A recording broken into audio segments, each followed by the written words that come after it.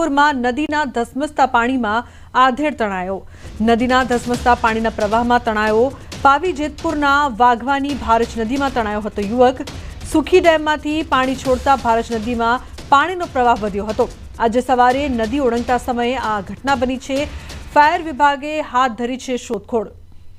તો નદીના ધસમસતા પાણીના પ્રવાહમાં આધેડ તણાયો, જેની શોધખોળ હાલ કરવામાં આવી રહી છે। ફાયર વિભાગની ટીમ પણ ત્યાં પહોંચી છે। સૈજબ જોડાયા છે ફોન લાઈન પર વધુ માહિતી આપવા માટે। સૈજબ, શું વધુ માહિતી છે આ સમગ્ર મામલે? જે લુગડા ખાસ કરીને પાવી જેતપુર તાલુકાના વાઘવા ગામ છે કે જ્યાં રમેશભાઈ રાઠવા કરીને છે કે તે નદી જે છે તે ક્રોસ કરી રહ્યા હતા।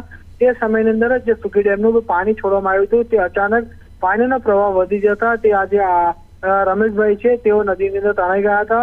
તેઓનો જે લાઈવ વિડીયો પણ સામે આવ્યો હતો અને ખાસ કરીને હાલ તો ફાયર વિભાગની ટીમ પણ ત્યાં પહોંચી ગઈ છે અને જે રમેશભાઈની જે શોધખોળની પ્રક્રિયા પણ હાથ કરવામાં આવી છે। આમ તો જ્યારે ડેમનું પાણી છોડવામાં આવ્યું ત્યારે તંત્ર તરફથી આદેશ પણ કરવામાં આવ્યા હતા કે નદી કિનારે કોઈ જવું નહીં, પરંતુ આ જે રમેશભાઈ છે તે સામે કિનારે કંઈક અચાનક જવાના હતા તે સમયે જ આ પાણી આવતા તેઓ હાલ તો તણાયા છે। એની શોધખોળ હાલ ચાલી રહી છે।